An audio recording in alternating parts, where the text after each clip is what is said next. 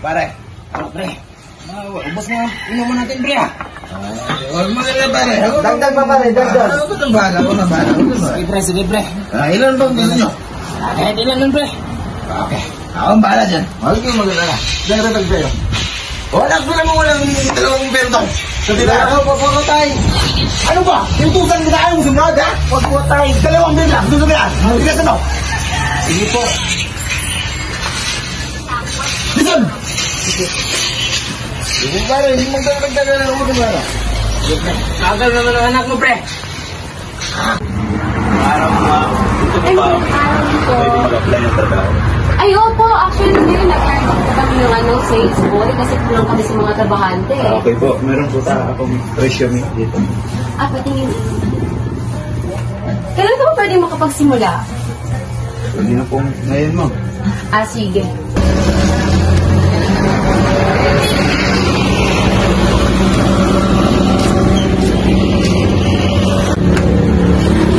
Pabili ko ng dalawang model. Sige. Ay, pwede pa kikuha na lang. May dalawang bote. Ano ba yung dadali niyo? Doon sa daddy ko. Bigay mo. Sir, daan lang. Okay, balik lang ng bayad mamaya, ha? Nakuhunap eh.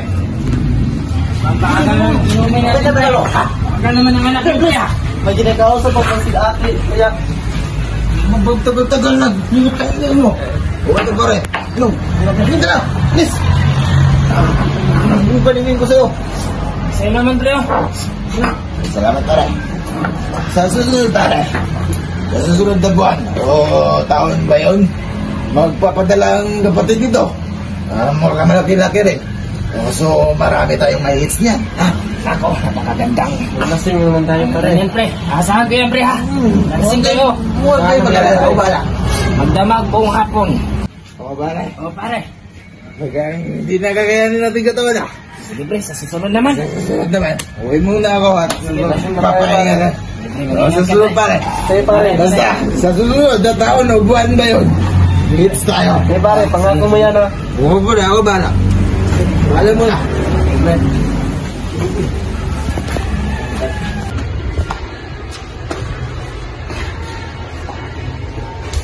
Oh, wala. Huwag na ako na. May pera kami dyan. Ha? May pera? Ako? Wala. Saan mo tagalan mo ng pagkatay ng kapatid mo, ha? Huwag na ako mag-try. Ano to? Ha? Ano to? Ano to? Ano to? Ha? Minuko mo ko? Ha? Sabi ko ba yung sinagano mo? Pagluko mo yan, ha? Ha? Sasabi ka na to!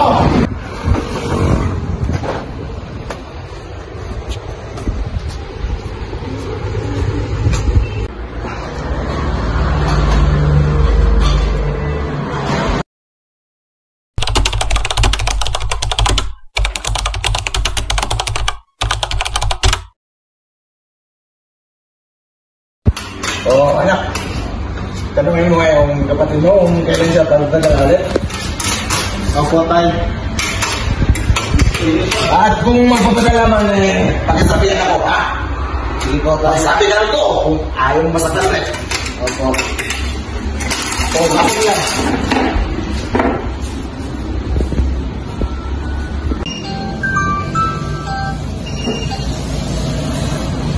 Hello brother. Yes brother. Kumusta kayo dyan? Okay lang. So lagi pa ako sinasaktan ni tatay kasi wala na po akong pira. Mabigay sa kanya para sa kanyang bisyo. Tay! Ito po, naghanap yung kuya ko.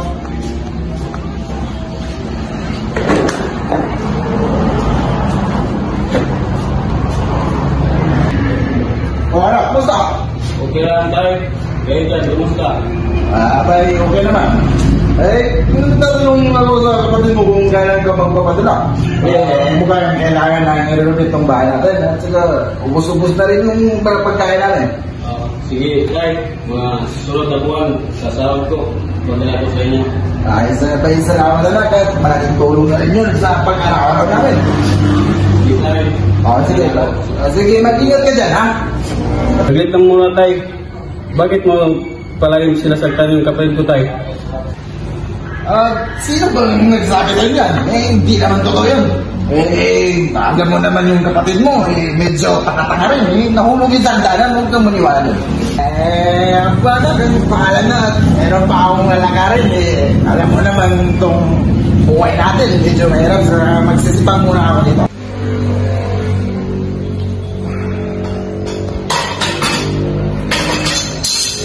Anak. Meron akong inutos sa'yo. Ano ba na tayo? Napapadala ang kapatid mo ng 50,000. Gusto kong ikaw ang pa-withdraw, ha? At i-withdraw mo lahat. Huwag mong kunin kaya isang kusin, ha? Sige po tayo. Sabi ka to. Ayaw mo sa tan.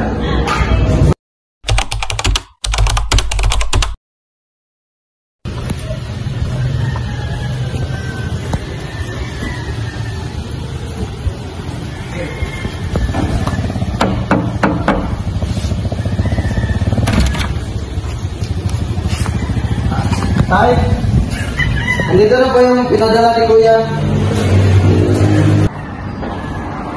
Tay, ito na po yung pera, Tay. Ba't ang tagal mo, ha? May binili po po kasi. Abay, kulang naman 2,000, ha? Saan yung 2,000, ha? Ito po, Tay, kasi mayroon po akong bibilin. Sino sabing meron kang bibilin, ha? Ayun! At sabi ko sa'yo, kahit isang dusin, wala kang kukunin, ha? Tignan mo yan, ha? Okay po, Tay. Kasunod ko, huwag matigas ang ulo kung ayaw masaktan, ha? Opo. Alis ka na lang ang harapan. Pare, kumusta na yung kumpare nating si Dinber? Ang tagal niya nang nawala. Sana dumating na si Paring Dinber para may panginuman na tayo. Tagal na nating hindi nakainom ah. Oo nga eh. Oh, pare! Pare! Kumusta na pare? Kumusta na? Kumusta ba? na? Wala. Kos, napakasarap yan kaya. Yan. Sarap nito. Ano yan? Sarap na yan. Gabi-gabi rin to. Ikaw magdamagan itong inumin natin, ha? Hindi magdamagan. Buong gabi. Ay, pareho lang yun. Ngayon, simulan natin to. Para mas mabilis maubos. At dadagdag pa tayo. Ikaw muna muna pre. Pare, Dapat. mukhang napadalan ka yata. Sabi ko naman sa inyo, kung pupunta yung anak ko, at pagkatapos nito, alam niyo ba, pupunta tayo sa langit. Ano ba yan? Ano yan pare? Alam niyo na yun, punta tayo sa langit, ha? Sarap niyan. Parang hiting tagumpay niyan pre ah. Alam mo, may pwesto ako, kaya huwag kayong mabahas sa pwesto. Saan pare? Hanggang doon kay Aling Dusing, mayroon doon pwesto. Ako na bahala. Ikaw na bahala pre. Pag-uli tayo.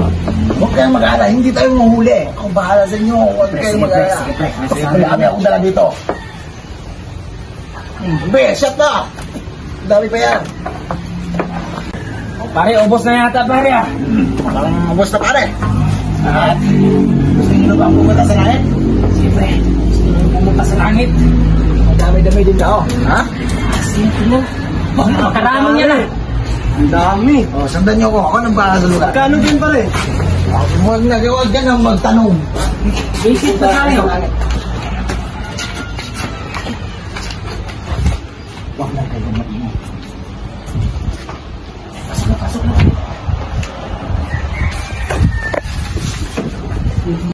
Oh, pare. Sige na. Para tayo. Huwag lang mag-ingay. Ako muna pre ah. Napakasarap nito. Lahat mabibigyan. Ikaw pare. Sarap yun. Ito lang pare. Ito lang pare. Madami ito. Huwag lang mag-ingay. Ito sinasabi kong ngiting tagumpay pre. Abot hanggang langit. Masabi ko sa'yo, magpapadala yung anak ko. Kaya pupunta talaga tayo langit pagkatapos. Ako lang. Marami pa to. Dagdagan natin. Pre, hanggang pre. Kurang ba? Hanggang naman. Huwag mag-alala. Dami-dami ito. Ano pare? Gusto ba? Ubus na nga rin. Ubus na pare. Huwag mag-alala. Sa susunod na araw, bibili tayo ulit. At pupunta tayo ulit langit, ha? Sige pre. Asa namin yan. O ano, masig uwihan na tayo. At nakalitan na kasi tayo. Oh, baka may tao dyan sa labas. Wala na. Tayo na.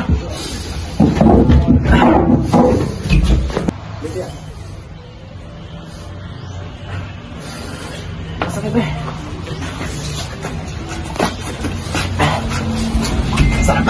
Sarap pre. Sabi ko sa inyo, diba? Salamat pa rin. Sa susunod na. Sige pare, bukas. Uwi muna ako. Sige pa rin, ingat pa rin.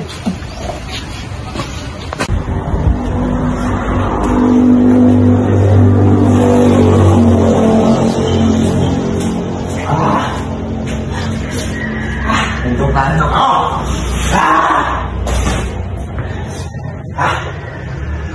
Takin ang buhay ito. Tulog ka. Hoy! Tingnan mo ka na kami doon! Hoy, ano ba? Ginig ka ba? Ang doktor ka tayo. Ayaw mo sunan. Ulo mo ah!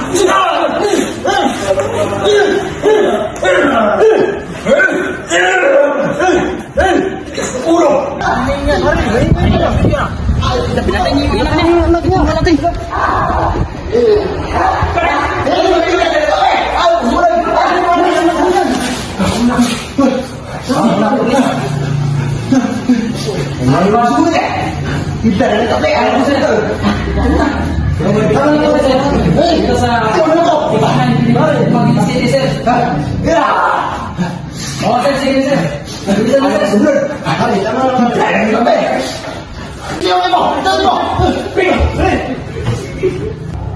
Buset, buti nakarating kayo agad.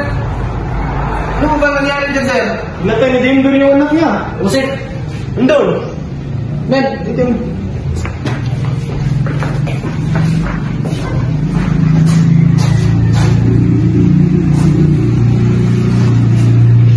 Wala na to.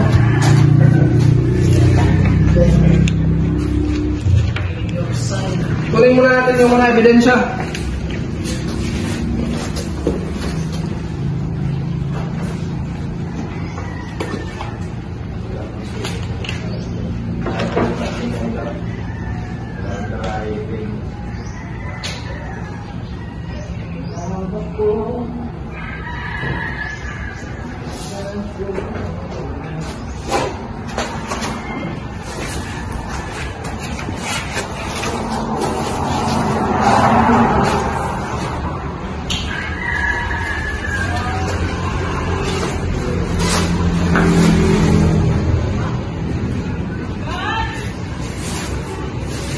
Yes, sir.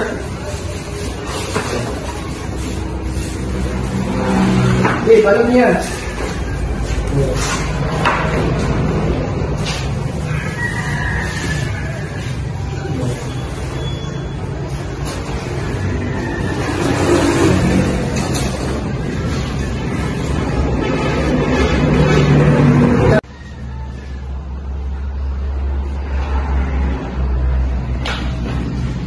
Oops!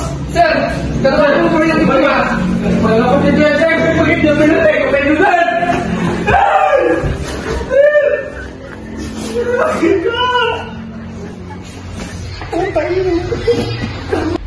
Sir, pwede po bang ma-hingi kahit kunting informasyon lang naman sa suspect, sir? Oo, sige sir.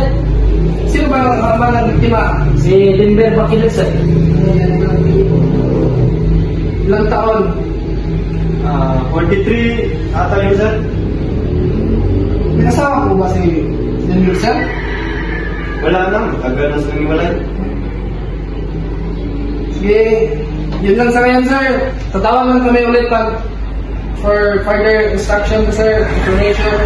Well, kayo ang nasa time, sir, kaya importante kayo sa kaso na ito. Sige sir, sige sir. Salamat sir. Problema, sir. Hello sir, nakita na namin si paring Denver sir. Nagiinuman sa Kamaring Dosing dito sa Dumaguete Street. Sige. Salamat sa information, sir. Men, maganda kayo. Okay. Yes, sir. Yes, sir.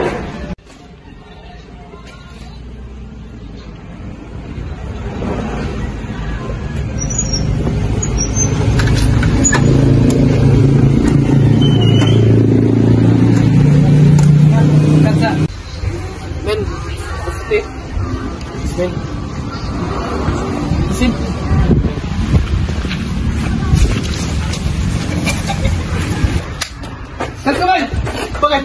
Ano, sir? Kapkapan ka, kapkapan. Ano problema ako, sir? Ano? Ano kasalanan ko? Ano kasalanan ko, sir? Mr. Bakiler, ikaw ay inaresto ko sa pagpatay sa sarili mong anak at paglabag sa Article 246 under the Revised Penal Code. May karapatan kang tumahimik at magulang sa tibok. Lahat ng iyong sasabihin ay pwedeng ilaban sa iyo sa loob ng korte. May karapatan kang kumuha ng sarili mong abogado. At kung wala kang sapat na kakayahan, ang husgado ay magbibigay sa iyo ng abogado. Naiintindihan mo ba ang ilan sa karapatan mo, Mr. Bakiler? Opo, sir. Opo, sir.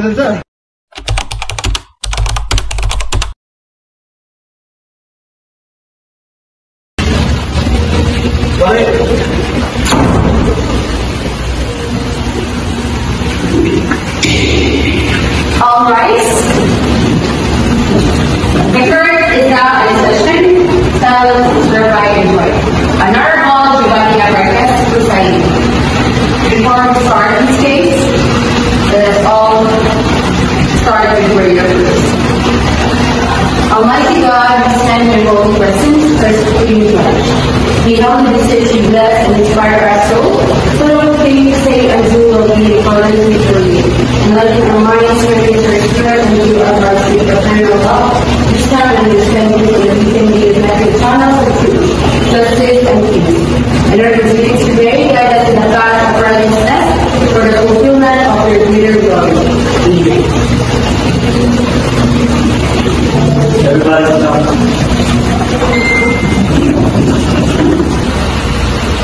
Green case number NPS docket number FB-04ING. People of the Philippines versus Denver Doctor for parricide under Article 246 of the Revised Penal Code for arraignment. Ready, appearances?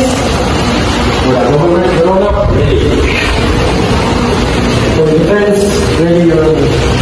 Is Douglas present? Yes, Your Honor. Ready. Ready for argument? Yes, Your Honor. Ready. Okay, I will be yours. What language dialect do you understand?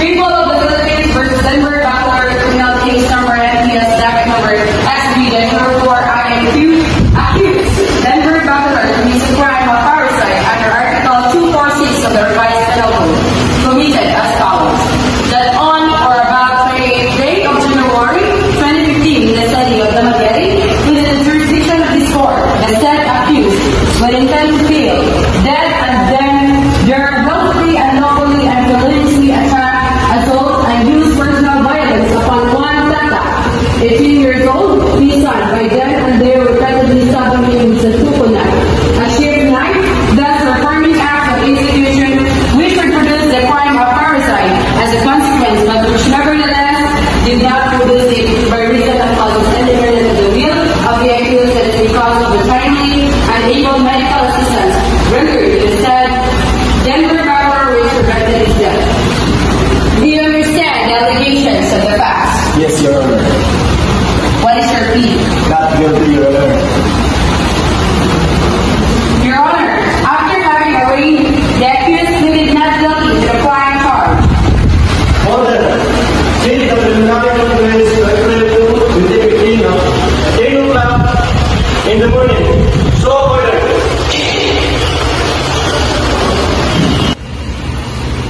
Good morning, Honorable Giovanni Abarcas. Good morning, Attorney Brian O'Clair. And good morning, Attorney Anthony Catalan.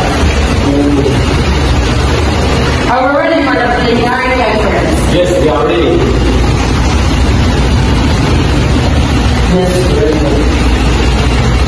What is your preliminary evidence? Attorney Brian O'Clair. The prosecution would like to present as documentary object that is the following. Exhibit A. Judicial affidavit of the witness Francis J. Walker's mind consisting of 3 pages against purpose to prove that there are allegations in the information. Exhibit B. Judicial affidavit of Martin Fernandez and his purpose to corroborate allegations of the witness Francis J. Walker's mind. Exhibit C. The medical legal certificate dated January 8, 2015. Exhibit D. Sento Night, a objective evidence to prove that this is the instruments used in the attempt of killing the victim as part of the testimony of Francis Lee Waters Meyer to prove that the accused used the same knife in killing the victim. Exhibit D, certificate of live birth to prove that the victim is a minor under his 18 years old. In addition to prove that the minor was his legitimate son, and there is object evidence found. Any objection from the defense counsel? Exhibit F is not relevant. Minority is not essential to prove the allegations in the permission. Also, the DNA test results is just an allegation. How about for documentary evidence of the defense? For the accused, we reserve our evidences during the pre-trial conference. If there's Any objection from the prosecution counsel? No objection for the meantime, ma'am. Okay, how about showing the basis? As to our witness, we have the eyewitness, Francis Lee Waters Meyer. For the defense, we would like to present that he is Denver Bakulo. Is there a possibility of settlement, counsels? Very remote. Not possible. Stipulation of facts. The jurisdiction of the court is committed. The victim is a legitimate son of the accused and we live in one group.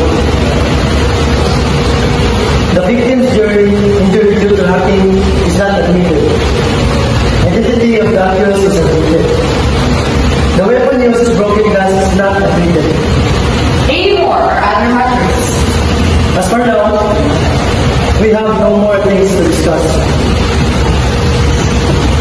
Same here, we reserve to have additional witness and evidence during the pre-trial conference if there is any. Okay, counsels. When will be the pre-trial conference? On May 6, 2015.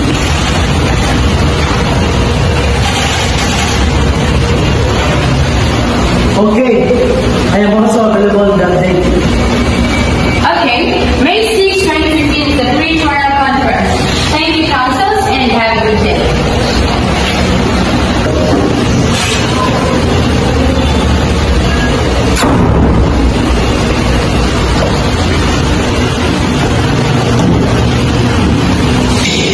All rise. The court is now in session again. Sounds is hereby enjoined Honorable Duhani Abarquez, presiding. Before we start the pre-trial conference, we will start our prayer first. This is the Heavenly Father, Lord, please guide us through this pre-trial conference as we try to succeed. Amen. Everybody sit down. For the government, Your Honor, ready. For the defense, ready, Your Honor. Your Honor, may we pray that the minutes of the preliminary conference be adopted as part of the pre-trial conference. Any objection, counsel? No objection, Your Honor. They conform to the manifestation of prosecutor, Your Honor. Order. In today's pre-trial conference, both the prosecution and the defense agreed to adopt the minutes taken during the preliminary conference on March 1, 2015. Set this case for trial on June 29, 2015. So ordered.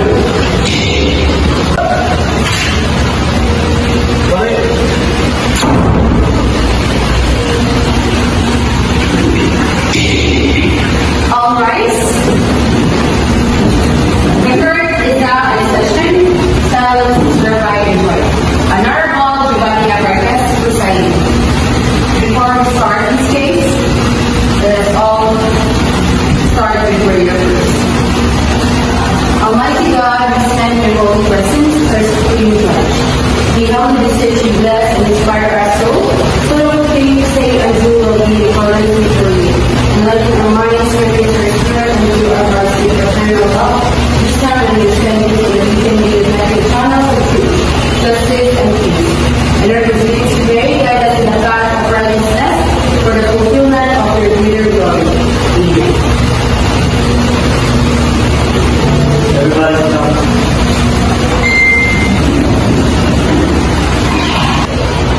During my appearance to the state, Your Honor, we are present our witness, Francis Dean Walter Sumaya. During my appearances as counsel for accused, Your Okay, present the witness. I am presenting to the witness, stand the witness, Your Honor. Swear the witness. Witness, raise your right hand. Do you swear to tell the truth, the whole truth, and nothing but the truth? I do. Please state your name and other personal circumstances. I am Francis Walter Sumaya, single, working as boy in the Yanni store and currently living in the said store located at 68 Pinili Street, Dumaguete City. The witness is now ready, Your Honor. Prosecution counsel. Your witness is now ready. Regarding the mention of the Honorable Court, we are offering the testimony of this witness, Your Honor, to prove that the material allegations and criminal information to identify the perpetrator and likewise to identify some documents, namely affidavit, is given in relation to this case, and so this defy on other matters that is pertinent to Your Honor. Any comment defense counsel to the offer? You serve our right to conduct cross-examination, Your Honor. You may now proceed. With regard to the criminal case number 246, did you execute an affidavit? Yes. Showing to you an affidavit, what is the relation of this affidavit to you? My affidavit. About the name Abian Francis Dean Walter Sumaya, whose name is this? My name. About the name Sumaya, whose signature is this? My signature. We pray that the signature of Francis Dean Walter Sumaya will be marked as 7A1. Mark it. Before whom did you execute this affidavit? Attorney Brian Upper. About the name of Attorney Brian Upper, there occurs a signature whose signature is this? Signature of Attorney Brian Upper. We pray that the signature of Attorney Brian Upper will be marked as 7C2. You affirm and confirm the authenticity of this affidavit? Yes. Where were you on the night of January 28, 2015? Earlier that evening, we were having a drinking session in the house of a neighbor friend, Denver Bakiler, at about 10:20 in the evening. I was already in the store where we're working as stay-in workers. With whom are you having drinking session earlier that evening? I was with AJ Garcia, Tata Bakiler, Jovan Tiu, Mark Bench Fernandez, and Denver Bakiler. And what happened after the drinking session? After having 2 shots, me and Mark went upstairs to use the together where the others are still drinking. After a while, Jovan requested that we go back to the store where we are staying. AJ took us there. We immediately prepared for sleep and then we proceeded to our respective rooms. I was sharing room with Mark every time he was off and no duty or Tata sharing room with his father and me. Today for sleep, we heard murmurs outside but I was not able to recognize what the murmurs were about as I was talking to my mother through my phone. Then I asked my friend Mark what time it was and he said it's 10:20 p.m. already. I heard Tata and then we walked out of the room. Suddenly, someone banged the door of our room. Denver came and immediately stabbed Tata with his knife while the later is laying on the bed. Mark got up and tried to stop Denver. However, Denver continued the stabbing and waved his knife. As I was shocked and in panic, I ran outside. After a while, I saw the two on the floor. Mark was on top of Denver holding the other's hand and then immediately grabbed the knife that Denver was holding. Can you describe to this honorable court the knife that you are talking about? I do not know what kind of knife is it, but I am sure that it is stainless and it's about 9 inches long, including the handle. I am showing to you a knife. Is this the instrument you are wearing which Denver used in half the data? Yes, sir. May we pray, Your Honor, that this object is be marked as X70 as previously marked during the preliminary conference. Mark it accordingly. Yes, sir. When did this happen? It happened on January 28, 2015. You mentioned that the incident happened on January 28, 2015. What is the time when you said that you were hacked by your husband, Madam Witness? At around 10 o'clock in the evening.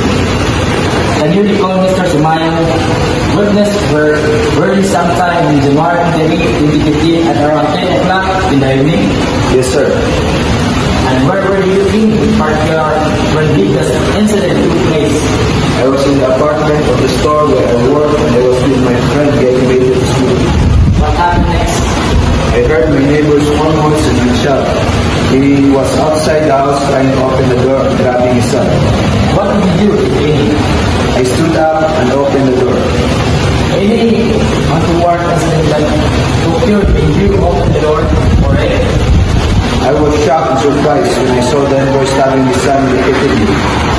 Prior to that hacking incident, what else had you observed? After opening the door, I saw his son lying on the bed in blood. What else? His stance was in striking position. If the knife will be shown to you, will you be able to identify it? Yes, sir. I am showing to you a knife is an instrument you are prepared to which Linda used in killing his son. Yes, sir. This is the one. May we pray, Your Honor, that this object evidence be marked as X70 as previously marked during the preliminary conference. Mark it accordingly. You said you were injured. Did you secure a medical certificate in relation to the incident? Yes, sir. Part of the records of this case is a medical certificate issued in your label. Will you kindly go over this and tell the honorable court if this is the same medical certificate issued in your label? Yes, sir. It's the same medical certificate issued to me right after the incident. May I witness, Your Honor, that this medical certificate was marked during preliminary conference as X70. May we pray that the same markings be adopted. Mark it accordingly. That would be all, Your Honor.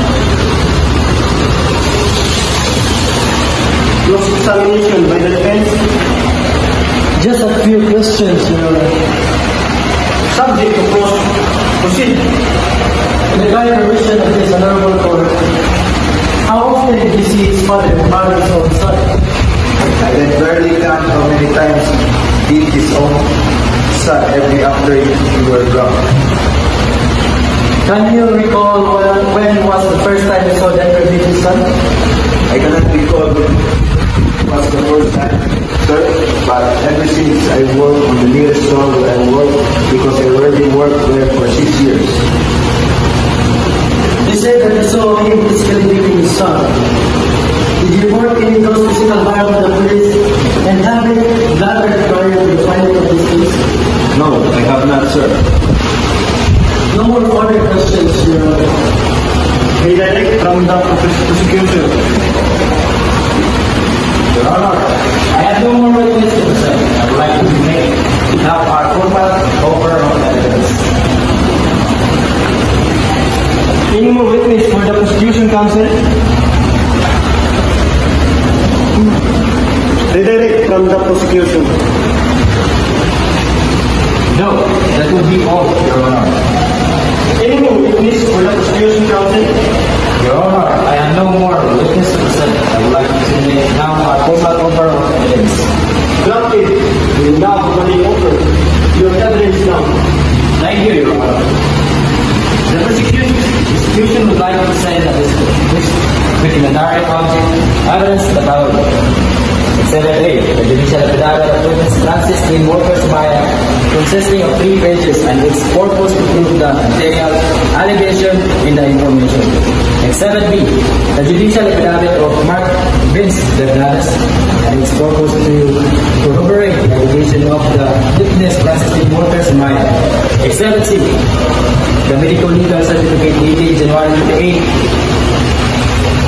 2015, 7B, the simple code 9, as yet not object evidence to prove that this is the instrument used in the attempt of killing the victim. As part of the testimony of Francis D. Walter Sumaya, to prove that the accused used the said knife in killing the victim. Exhibit E, certificate of plea birth to prove that the victim is a minor and there is a daily result. In addition to prove that the minor was his legitimate son, and there is an objective evidence found. With all the foregoing documentary exhibit, in addition to the oral testimony of Francis D. Walter Sumaya, the prosecution hereby respectively rests their case, respectfully submitted. Any objection from the defense? Exhibit A and A1. The sworn statement of the complainant is objected for being substituted. Your Honor, Exhibit C. The medical certificate is objected because the doctor who is issued the medical certificate is not put to witness stand. As to other exhibits, no objection, Your Honor. Order. The prosecution counsel manifested that it has no more witness to present. The prosecution counsel offered the exhibit E, and so submarking such exhibits are admitted as prosecution's evidence, considering that these exhibits are not disqualified under the rules of evidence. Defense counsel, are you ready to present your witness this afternoon? We are not presenting any witnesses. Your Honor, we will submit the same for judgment of this honorable court. We therefore respectfully rest our case. Granted. Considering the manifestations of both counsels, let this case then submitted for decision. The parties are given 30 days from today to submit the respective memoranda to be filed simultaneously. So ordered.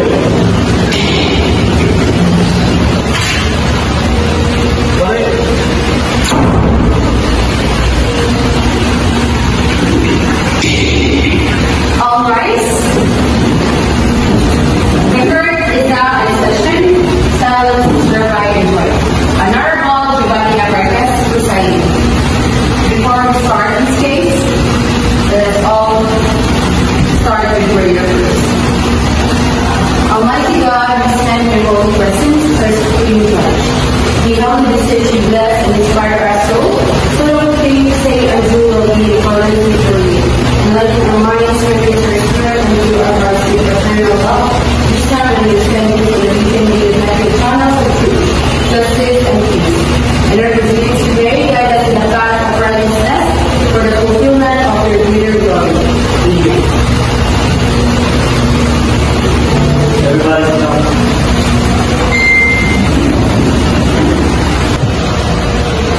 Call the case. Frame case number FB, the sheriff for the Giant View, People of the Philippines versus Denver Bachelor, for Parasite, under Article 246 of the Revised Penal Code for the promulgation of judgment. Appearance. For the government, Your Honor, we are ready. For the defense, Your Honor, ready. Is the accused present? He is present, Your Honor. Read the decision. May we pray, Your Honor, that only the written portion of the decision will be read. Okay. Read only the word for motion. Wherefore, premises considered, this court finds the accused, Denver Bachelor, guilty beyond reasonable doubt. He is hereby sentenced to suffer under the indeterminate sentence law the penalty of imprisonment 40 years of reclusion perpetual to death. The said accused is likewise directed to indemnify the complainant the amount of 50,000 as moral damages to pay the complainant in the amount of 100,000 pesos and exemplary damages in the amount of 150,000